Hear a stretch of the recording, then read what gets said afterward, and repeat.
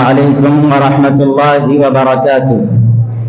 الحمد لله رب العالمين والعاقبة للمتقين وعلى آله وأصحابه أجمعين. أما بعد، فقد قال الله تبارك وتعالى في القرآن المجيد: أعوذ بالله من الشيطان الرجيم، بسم الله الرحمن الرحيم.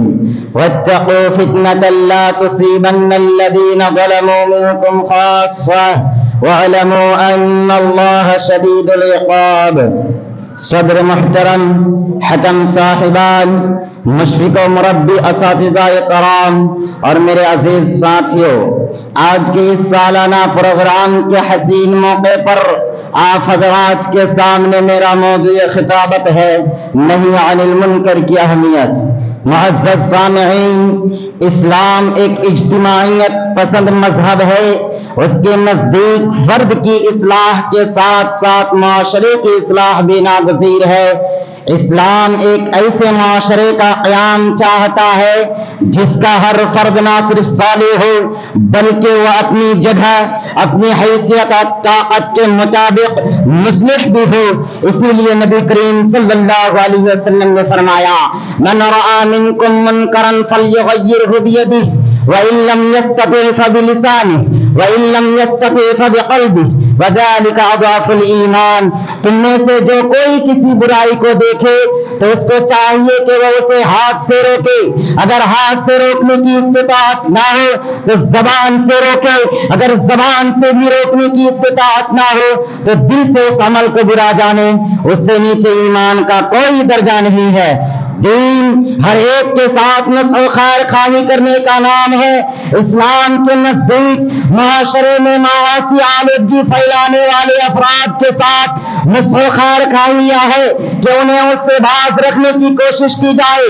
حضرت انس رضی اللہ عنہ سے مروی ہے کہ ایک مرتبہ رسول اللہ صلی اللہ علیہ وسلم نے فرمایا: تم اپنے بھائی کی مدد کرو چاہے وہ ظالم ہو یا مظلوم. کسی نے پوچھا: اللہ کے رسول صلی اللہ علیہ وسلم، مظلوم کی مدد تو میں کرتا ہوں لیکن ظالم کی مدد کیسے کروں؟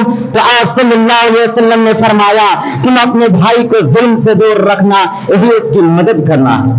محترم حضرات، اگر صالح افراد اپنی صلاحیت اور طاقت کے مطابق معاشرے کو گناہوں سے باز رکھنے کی کوشش نہیں کرتے تو اس بے محل چشم پوشی بلکہ اجتماعی اور بے ضمیری کا انجام بڑا دردناک ہوا کرتا ہے. گنہگاروں کی آگ جس کو گنہگار سلگاتے ہیں، جب وہ بھڑک اٹھتی ہے تو اس کے لپیٹ پہ نہ صرف گنہگار آتے ہیں بلکہ وہ آگ نیک و بد کے فرق کیے بغیر پورے معاشرے کو جلا کر خاکستر کر دیتی ہے. چنانچہ سورہ انفال میں فرمایا گیا: واتقوا فتنة لا تصيبن الذين ظلموا منكم خاصة واعلموا ان اللہ شدید العقاب. اور اس فتنہ سے بچتے رہو، اگر وہ اٹھا تو اس کی زد صرف انہیں پر نہیں پڑے گی جو تم نے ظلم کرنے والے ہیں بلکہ سب کے سب اس کے لپیٹ میں آ جائیں گے. اور جان لو اللہ تبارک و تعالی بدعمالیوں کی سزا دینے میں سخت ہے. اور منکر کو دیکھ کر خاموش تماشائی بنے رہنے والوں کے لیے لعنت ہے. جیسا کہ قرآن حکیم میں سورہ مائدہ آیت نمبر 78 تا 79 میں اللہ تبارک و تعالی ارشاد فرماتا ہے: لعن الذین کفروا من بنی اسرائیل علی لسان داؤد وعیسی ابن مریم ذلک بما عصوا وکانوا یعتدون کانوا لا یتناہون عن منکر فعلوہ لبئس ما کانوا یفعلون.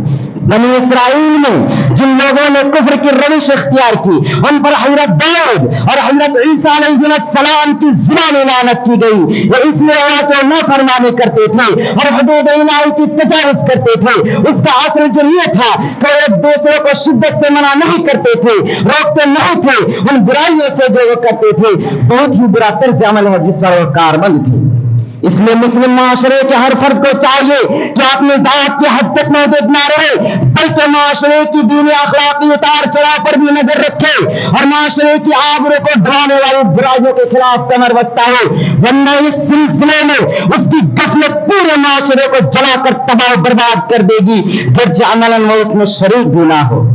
نیز اس فریضہ کی ادائیگی سے معاشرے سے منکرات کا خاتمہ ہوتا ہے، سکون اطمینان اور امن و امان کا بول بالا ہوتا ہے، عروج سربلندی نصیب ہوتی ہے اور ایسے قوم اللہ کی رحمت کی مستحق بن جاتی ہے۔ آخر میں اللہ تبارک و تعالیٰ سے دعا گو ہوں الہ العالمین ہمیں منکرات سے بچنے اور دوسرے کو سے باز رکھنے کی توفیق عطا فرما، آمین۔ السلام علیکم ورحمۃ اللہ وبرکاتہ۔